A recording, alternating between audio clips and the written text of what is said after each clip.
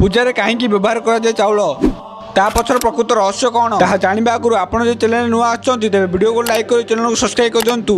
ପୂଜାରେ କାହିଁକି ବ୍ୟବହାର କରାଯାଏ ଚାଉଳ, ତା ପଛର ପ୍ରକୃତ ରହସ୍ୟ କ'ଣ ଚାଲନ୍ତୁ ଜାଣିବା। ଘରେ ଗ୍ରହ ଶାନ୍ତି ପୂଜା ହେଉ କିମ୍ବା ଭଗବାନ ଗଣେଶଙ୍କ ପୂଜା, ଯେତେବେଳେ ଘରେ ପୂଜା କରାଯାଏ ସାଧାରଣତଃ ଚାଉଳ ବ୍ୟବହାର କରାଯାଇଥାଏ। ଆମ ହିନ୍ଦୁ ଧର୍ମରେ ଯେତେବେଳେ ବି ଆମେ ପୂଜା କରୁ ଅକ୍ଷତ ଭଗବାନଙ୍କୁ ଚଢ଼ାଇବା ଏବଂ ତାଙ୍କୁ ପୂଜା କରିବା ପାଇଁ ବ୍ୟବହୃତ କରିଥାଉ। ହେଲେ ଆପଣ ଜାଣିଛନ୍ତି କି ଆମ ସନାତନ ଧର୍ମରେ ସବୁ ପୂଜାରେ କାହିଁକି ବ୍ୟବହାର ହୁଏ ଚାଉଳ? ଆସନ୍ତୁ ଜାଣିବା ଜ୍ୟୋତିଷମାନଙ୍କ ଅନୁଯାୟୀ ଭଗବାନଙ୍କ ଉପାସନା ପାଇଁ କାହିଁକି ବ୍ୟବହାର କରାଯାଏ ଚାଉଳ। ଚାଉଳର କଲର ଧଳା ରଙ୍ଗର ହୋଇଥାଏ। ଧଳା ରଙ୍ଗ ସରସ୍ୱତୀ ଏବଂ ପାର୍ବତୀ ବୋଲି ବିବେଚନା କରାଯାଏ। ଚାଉଳ ମଧ୍ୟ ଧାନ ଏବଂ ଖାଦ୍ୟ, ତେଣୁ ଏହାକୁ ମାତା ଲକ୍ଷ୍ମୀଙ୍କ ପ୍ରତୀକ ବୋଲି ବିବେଚନା କରାଯାଏ ଏବଂ ଯେଉଁଠାରେ ସମସ୍ତ ତିନୋଟି ଦେବୀ ଉପସ୍ଥିତ ପ୍ରକୃତି ନିଜେ ସେଠାରେ ରୁହନ୍ତି। ଚାଉଳର ରଙ୍ଗ ଗ୍ରହମାନଙ୍କ ମଧ୍ୟରେ ଚନ୍ଦ୍ର ଏବଂ ଶୁକ୍ର ଗ୍ରହର ରଙ୍ଗ ଆକାଶ ଉପାଦାନ ବୋଲି ବିବେଚନା କରାଯାଏ। ପୂଜାରେ ଆମେ ଦେବତାମାନଙ୍କୁ ପ୍ରସନ୍ନ ଏବଂ ସେମାନଙ୍କୁ ଅଭିବାଦନ କରିବା, ଯାହାଦ୍ୱାରା ଆମର ଇଚ୍ଛା ପୂରଣ ହୁଏ।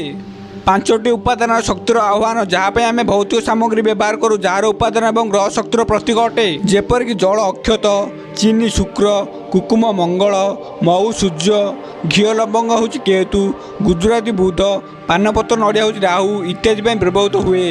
ଚାଉଳ ଦେବୀ ଲକ୍ଷ୍ମୀ, ଶୁକ୍ର ଗ୍ରହ ଏବଂ ଚନ୍ଦ୍ର ଗ୍ରହ ସହିତ ଜଡ଼ିତ ବୋଲି ବିବେଚନା କରାଯାଏ, ଯାହା ଶୁଦ୍ଧତା ଏବଂ ସମୃଦ୍ଧିର ପ୍ରତୀକ। ଆମେ ତିଲକ ପ୍ରୟୋଗ କରିବା ସମୟରେ ଚାଉଳ ବ୍ୟବହାର କରୁ, ଯାହାଦ୍ୱାରା ସମୃଦ୍ଧି ଏବଂ ମହାନତା ଜଣେ ବ୍ୟକ୍ତିଙ୍କ ଘରେ ବଢ଼ିଥାଏ। ଚାଉଳ ସର୍ବୋତ୍ତମ ଏବଂ ଶୁଦ୍ଧି ବୋଲି ବିବେଚନା କରାଯାଏ। ଧଳା ଚାଉଳ ରଙ୍ଗ ଶାନ୍ତିର ପ୍ରତୀକ ଅଟେ ଏବଂ ଚାଉଳକୁ ପ୍ରଥମେ ଶସ୍ୟ ଭାବରେ ବିବେଚନା କରାଯାଏ, କାରଣ ଏହା ପୃଥିବୀର ପ୍ରଥମ ଖାଦ୍ୟ ଭାବରେ ଚାଷ କରାଯାଇଥିଲା। ସମସ୍ତ ଦେବତାମାନଙ୍କୁ ଅକ୍ଷତ ଅର୍ଥାତ୍ ଚାଉଳ ଅର୍ପଣ କରାଯାଏ। ସନାତନ ଧର୍ମରେ ଅକ୍ଷତ କିମ୍ବା ହଳଦିଆ ଚାଉଳ ବିନା କୌଣସି ଶୁଭ କାର୍ଯ୍ୟ ସମାପ୍ତ ହୁଏ ନାହିଁ। ମନେ ରଖନ୍ତୁ ଯେ ପୂଜା କରିବା ସମୟରେ ଅକ୍ଷତ ଏବଂ ହଳଦିଆ ଚାଉଳକୁ ଭାଙ୍ଗିବା ଉଚିତ ନୁହେଁ, କାରଣ ଭଙ୍ଗା ଚାଉଳ ପୂଜା ପାଇଁ ଅଶୁଭ ବୋଲି ବିବେଚନା କରାଯାଏ।